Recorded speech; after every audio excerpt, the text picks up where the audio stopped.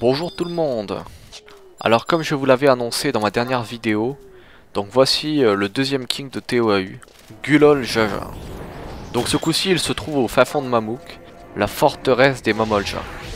D'ailleurs vous y êtes peut-être déjà allé, car le combat se trouve à côté d'un endroit où on allait faire des parties d'expérience à la sortie de l'extension donc. On y trouvait la majorité des monstres qui se trouvaient à Mamolja Tagging Point. Le seul problème était que la zone était assez loin, et surtout qu'il y avait des monstres True Sight sur la route. True Sight qui veut dire plus ou moins que les monstres peuvent nous voir même en étant invisibles. Donc voilà, c'était pas très facile de trouver des remplaçants ensuite. Je pense que c'est pour ça que plus personne par la suite n'y a été.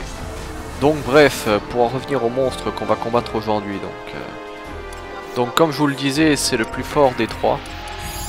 Donc là comme vous pouvez le voir, j'ai exactement le même rôle que sur Medusa, à savoir du backup heal et du buff. D'ailleurs la stratégie est exactement la même que celle employée sur Medusa. La principale différence réside dans le job des ZAD. Donc si vous ne l'avez pas vu, je posterai un lien dans la description de la vidéo et je vous invite donc à la regarder. Sinon la différence c'est que les deux jobs des bébés sont TIF, donc voleurs en français, et les mages ce coup-ci sont des mages blancs.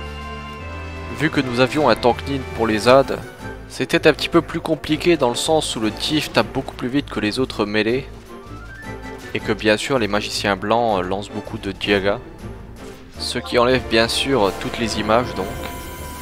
Là nous avons relativement pas beaucoup de problèmes, sûrement car nous sommes level 90 et que ce combat a été fait pour des levels 75. Voilà, c'est à peu près tout pour les ZAD donc. Pour en revenir au boss, Gulol Jaja c'est bien sûr le cauchemar des mages. Je pense que si vous êtes un mage et que vous l'avez combattu en B-Siege, vous savez de quoi je parle. Sinon, c'est tout simplement qu'il a une contre-attaque qu'il utilisera donc à chaque fois qu'on lui lancera une magie sur lui. Que ce soit une magie donc offensif, qui fait des dommages, ou que ce soit un debuff. Il vous lancera donc son attaque Vorpal Wheel. Je pense que vous avez déjà vu son animation en B-Siege. C'est quand il fait tournoyer une roue coupante et la jette sur quelqu'un. Ça fait énormément de dégâts. Et il l'utilisera bien sûr à chaque fois qu'on lui lancera une magie. Donc tout ce qui est dégâts de magie vous pouvez déjà oublier. C'est bien sûr pourquoi je n'étais pas Black Mage. Sinon si vous ne faites pas de magie sur lui, tout devrait se passer pour le mieux. Par contre attention car cela peut poser aussi un autre problème au niveau des tanks. Car comme vous pouvez le voir nous avons des tanks paladins. Et les paladins ont en général le job de soutien à ninja. Ce qui leur permet d'avoir Utsuzemi et de prendre beaucoup moins de points de dégâts. Car bien sûr, ensuite la majorité des attaques du boss peut être évitée. Le problème est que les paladins gagnent leur aide principalement avec la magie flash, qui va à la fois rendre le mob aveugle, mais aussi donner justement beaucoup de hate. Mais dans le cas présent, il faudra bien garder à l'esprit que pour chaque flash utilisé, le boss vous fera sa contre-attaque, qui fera énormément de dégâts. Et donc si vous accumulez ça en plus des dégâts que le boss fait normalement, ce n'est pas possible tout simplement. C'est ce pourquoi nous avons demandé à nos paladins de venir avec le job de soutien guerrier, donc qui donne l'habilité provoque. Donc ça c'est un point extrêmement important dans le sens où si votre paladin n'a pas provoque, il ne pourra tout simplement pas tanker.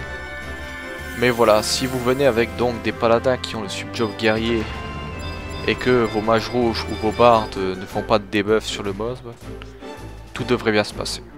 Voilà, sinon pour le boss en lui-même, comme je vous ai dit tout à l'heure, c'est le plus fort des trois. La majorité de ses attaques sont des AOE, des attaques de zone donc. Donc là par exemple vous vous apprêtez à voir son attaque Tyrannic Blair. C'est normalement une AOE de type magie. Donc l'AOE en soi ne fait pas énormément de dégâts. Mais c'est surtout qu'elle enlèvera Utsuzemi à tout le monde qui se trouve dans les environs. Ensuite voilà, elle ne fait à peu près que 200 points de dégâts. Ce qui est pas énorme, je pense pas que c'est cette attaque qui nous posera vraiment problème.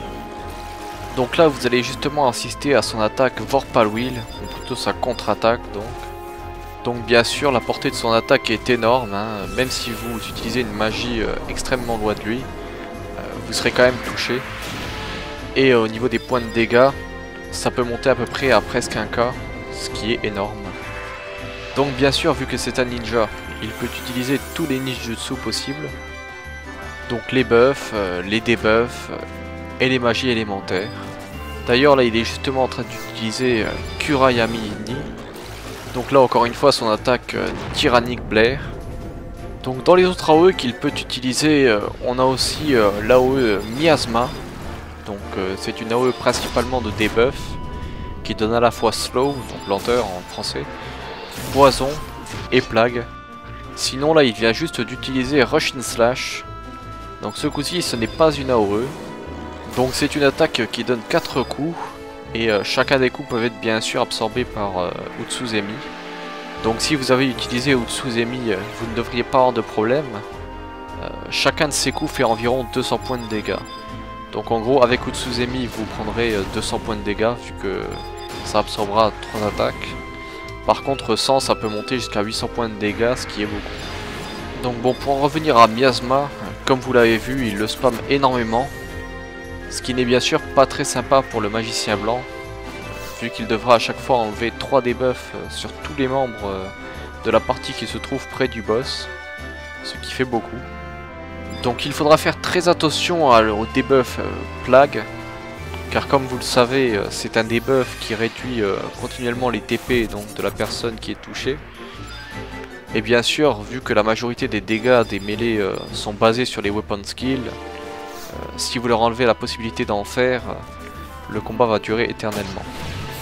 Ça me fait d'ailleurs penser justement que vous n'avez pas de limite de temps pour ces combats, vu que comme je le disais dans la vidéo de Medusa, ils ne se déroulent pas dans un BCNM ou dans une zone instanciée.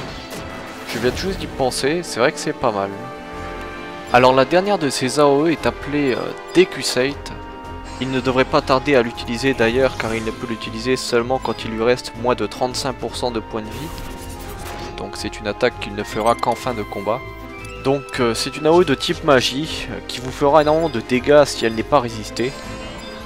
Donc ça peut monter jusqu'à plus de 1000 points de dégâts. Ce qui est tout simplement énorme car comme je le disais dans ma vidéo de Medusa, vu qu'on n'est pas en abysé et donc qu'on n'a pas accès au buff qui permet d'augmenter le nombre maximum de points de vie, 1000 points de dégâts peuvent facilement one-shot un mage ou faire énormément de dégâts au tank. C'est d'ailleurs pourquoi nous avions des tanks paladins, parce que bien sûr le paladin résistera beaucoup mieux à la magie que le ninja. Voilà, donc il faudra bien garder à l'esprit que la fin du combat sera beaucoup plus difficile que le début.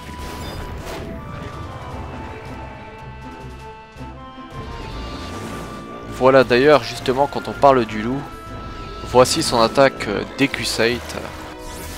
Donc bien sûr la principale force de cette attaque réside dans le fait que ce soit une AOE.